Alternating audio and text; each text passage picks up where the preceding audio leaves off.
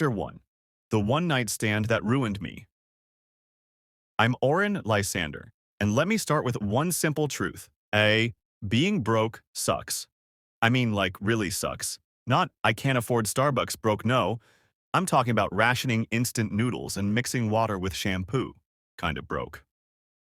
So naturally, when midterms fried my brain and my electric bill threatened to commit murder on my bank account, I did the most logical thing ever. I went to a bar, alone, wearing a hoodie with a hole in it and praying no one saw my taped-up shoe. I just wanted to drown in peace. But of course, life said nope, and threw a walking Greek tragedy at me. He sat down beside me like he owned the place.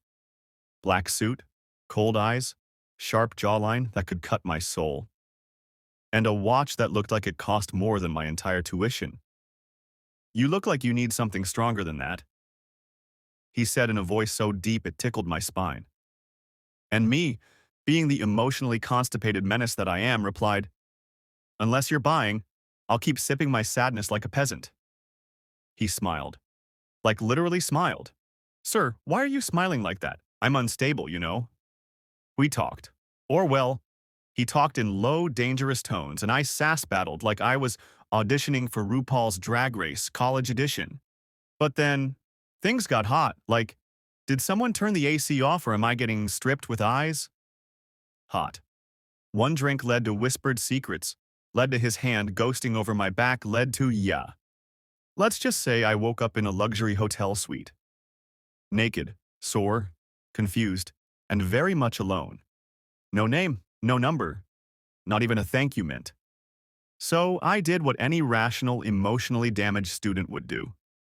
I grabbed a complimentary chocolate, shoved it in my mouth, and walked out like nothing happened. One night stand. Whatever, I told myself. Forget it ever happened. Spoiler, I did not forget. My ass remembered for 3 days. 4 weeks later. You know how they say karma is a B** titch? They lied. Karma is a sadistic gremlin with a pregnancy fetish. There I was, minding my own broke business, speed walking to the campus library, when Bommy threw up. In a trash can. In front of the professor I was trying to impress for a scholarship letter. "Oh dear," Professor Kale said, patting my back. "You all right, sweetheart? Need the nurse?" No, no. Probably just bad noodles. Or bad life decisions. He looked at me with professorly suspicion.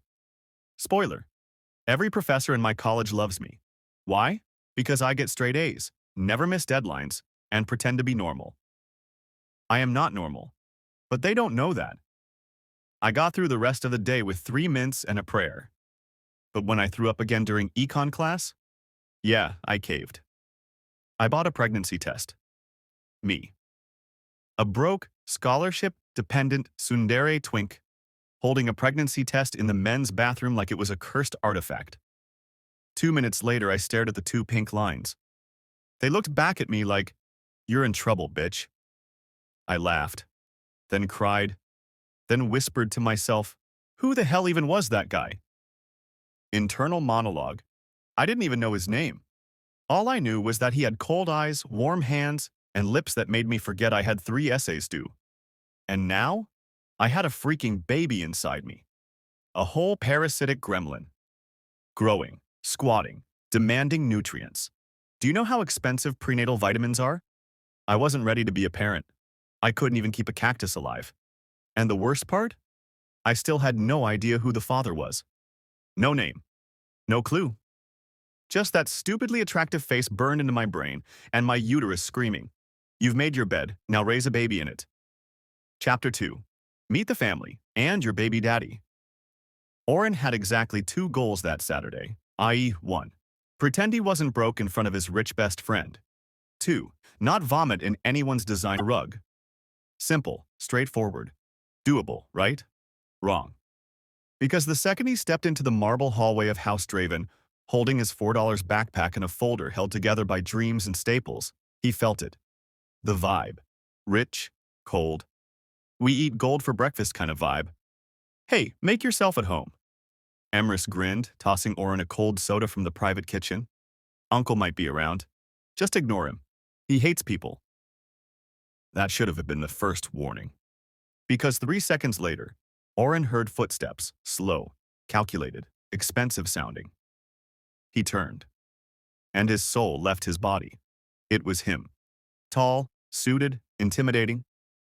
The one-night-stand stranger with the lethal jawline, ice eyes, and ungodly expensive watch. And of course, Oren immediately tripped over an ottoman. "That's my uncle," Emrys said casually, sipping soda like Oren wasn't combusting beside him. "Cairo Walter Draven, CEO, no fun at parties." Oren blinked, coughed, internally screamed. Externally, he nodded stiffly and said, "Nice to meet you, sir," like a good boy with a zero baby in his belly. Cairo, meanwhile, stared at him. Not a normal stare. A burn-through skin and see-your-soul kind of stare. "We need to talk," he said, voice low and commanding. "Alone." And that's when Oren did what any brave, well-adjusted Tsundere menace would do. He ran, right into the nearest bathroom, locked the door, hyperventilated into a toilet paper roll for 5 minutes straight. Meanwhile, earlier that week, Cairo had been following Oren. Not in a put a GPS tracker in his shoe way, well, not yet, but in a casually obsessed billionaire way. He had security cameras discreetly installed on Oren's street. An alert system that pinged his phone every time Oren entered a hospital. A doctor on payroll who texted, "Sir, Lysander's test came back positive. Estimated 5 weeks. Congratulations." Cairo had simply typed back, "No visitors allowed in his apartment from now on. Also double his scholarship funding and fire his landlord." Why? Because he was Cairo Valtor Draven. And because his Oren was pregnant. And no one, not even Oren, was going to stop him from being a part of that. Back to present, Draven Mansion. Dining hall. Dinner started out weird. Cairo didn't sit at the head of the table.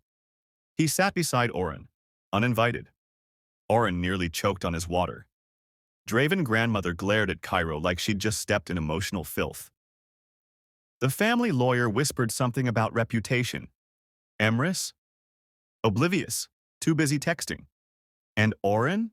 Trying desperately to stab his steamed carrots without drawing attention to his unholy uterus. That's when it happened. Cairo lifted his wine glass, clinked it softly, and spoke in the most calmly psychotic voice anyone had ever heard. "I have something to announce." Pause. Dead silence. "Oren is pregnant." Oren dropped his fork. "With my child." Cue chaos. "Excuse me." Oren. "You what?" Emrys. "We are not having commoners in our bloodline." Draven grandmother. "What the hell, Cairo? You slept with a student?" Random cousin. "I need to lie down." Butler. Oren stood up so fast his chair fell backward. "What is wrong with you?" he shrieked. "Why would you tell them? I haven't even processed the gremlin in my stomach." Cairo didn't flinch, didn't blink, just stared at him with unwavering affection. "They needed to know," he said like he'd announced the weather. "You're mine, and so is the child. I won't let them shame you." That's when Oren picked up his fork and threw it at a distant cousin who had just whispered, "Gold digger." The fork clanged off a vase. The vase shattered. Someone screamed.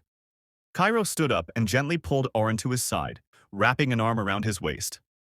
Oren slapped it away. "Don't touch me, stalker demon billionaire freak." Cairo looked down at him entirely unfazed. "You're angry. No *** tea, Sherlock. It's cute. I will bite you."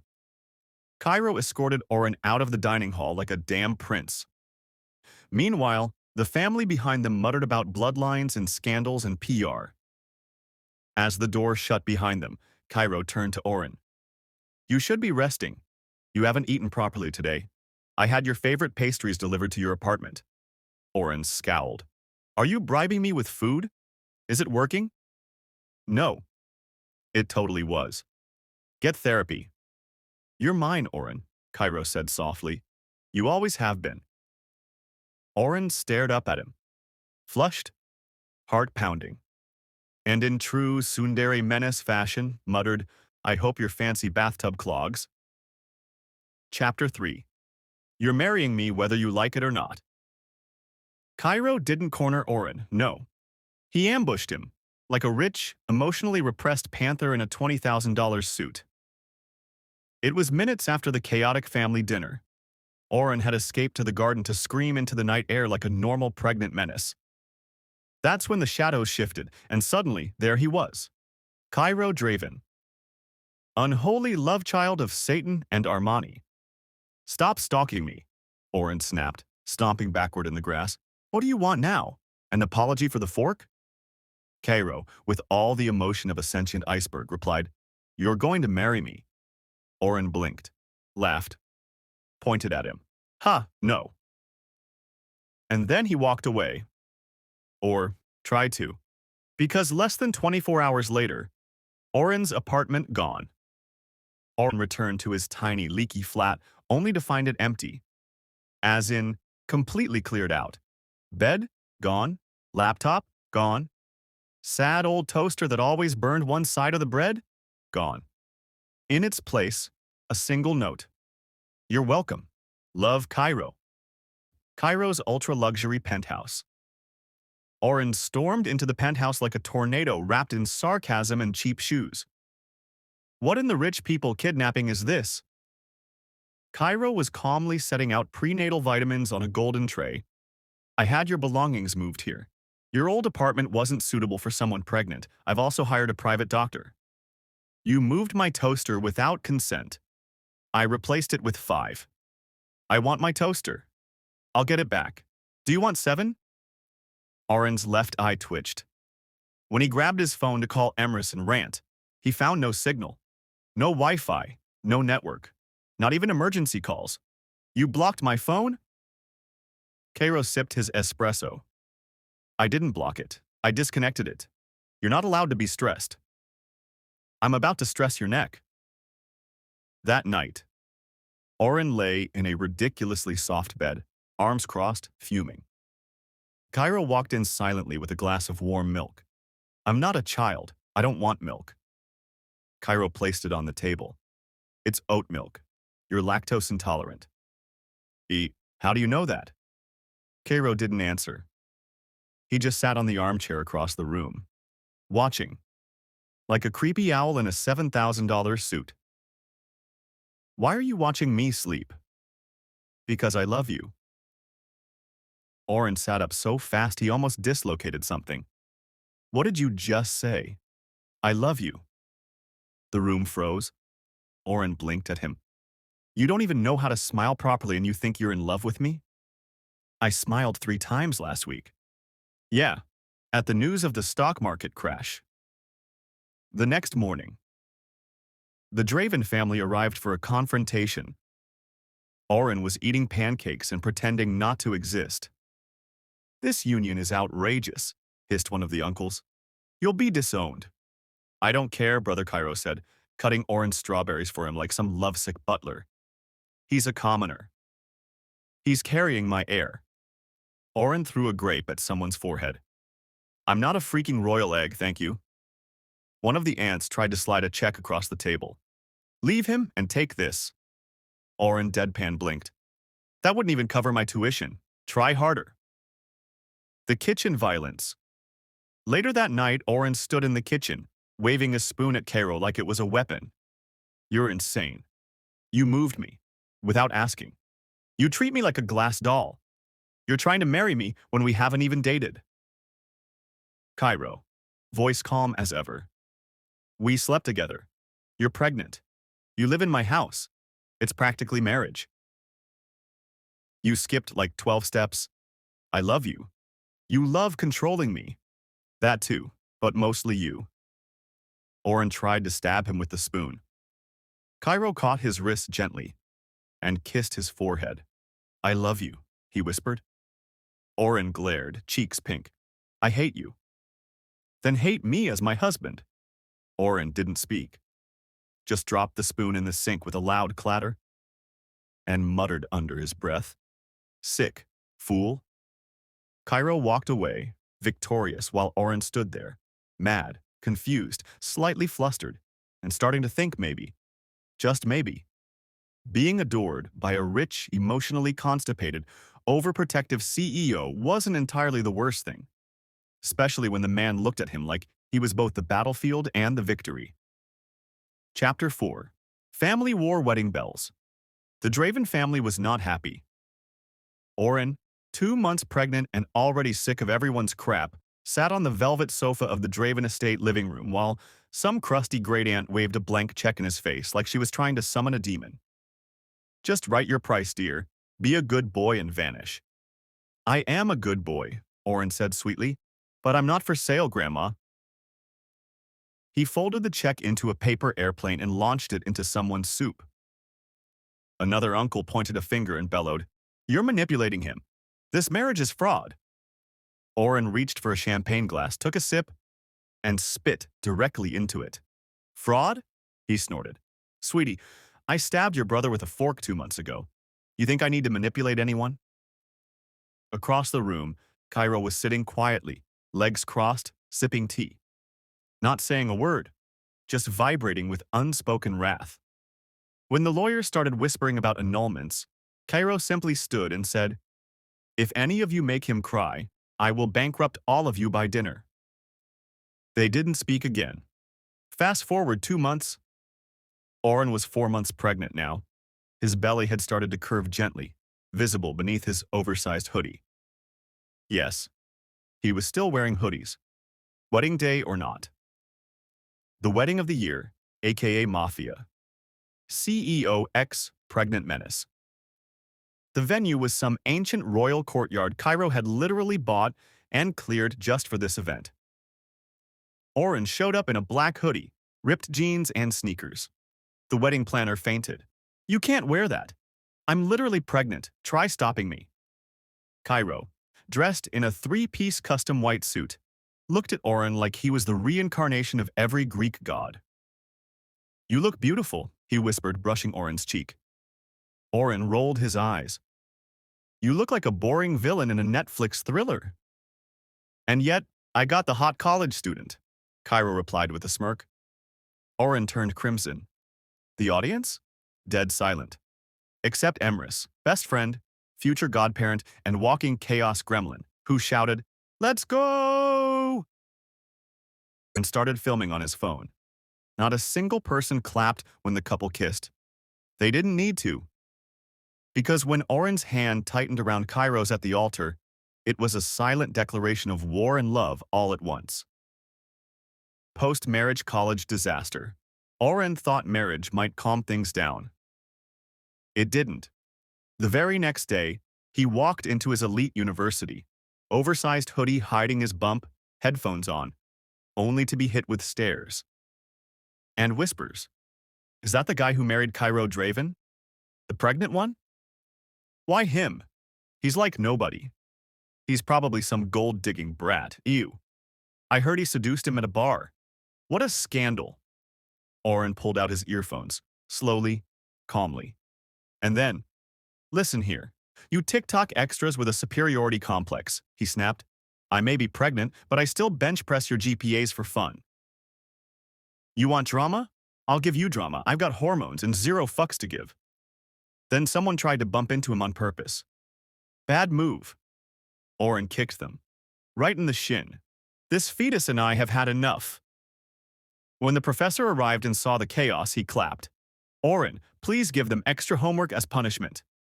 Enter the mafia husband mode.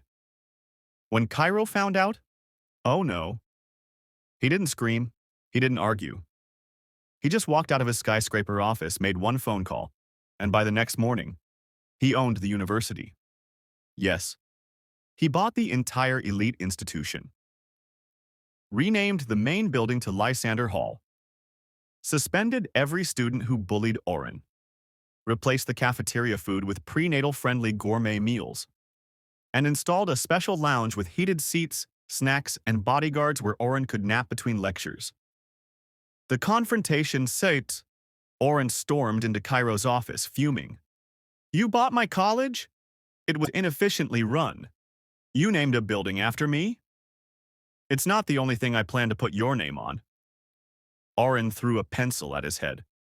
Cairo caught it midair and smiled. You're adorable when you're angry. I'm going to commit a crime. Please don't, you're pregnant. Later that night, Cairo carried a sleepy Oren to bed. Oren mumbled, I still hate you. Cairo kissed his forehead. Then hate me forever, love. I'll still worship you. Oren curled closer to him, belly warm, heart strangely full. And in the quiet dark he whispered, You're such a freak. And held his hand anyway. Chapter 5. Mine. Forever. 9 months pregnant. Still top of his class. Still the queen of sarcasm. And still threatening to stab anyone who touched his stomach without permission. Oren Lysander. Draven was an unstoppable force of rage, hormones, and GPA supremacy. Marriage didn't slow him down. Pregnancy didn't stop him. If anything, it made him louder. Still a college menace. Oren waddled through his elite university like a hormonal queen. Textbooks in one hand, pickles in the other. You can't bring food into the lecture hall, a random professor once said. Want to fight? Oren replied. Never mind, carry on. Despite the belly, the mood swings, and his tendency to fall asleep in the library armchair, he still aced every exam. All his professors loved him. The head of the economics department called him the pregnant genius. One TA even said, if the baby is half as smart, we'll offer them a scholarship from the womb. The soft night fight trademark. One night, Oren snapped. Cairo had just finished rubbing his swollen ankles and was now gently braiding his hair, something he secretly loved and loudly denied. You don't love me, Oren muttered suddenly, arms folded over his belly. You just feel guilty because you knocked me up in a bar. Cairo didn't flinch. He never did. He simply reached for Oren's hand, placed it against his chest over his slow, steady heartbeat. Then tell me why it only beats for you. Oren's throat closed.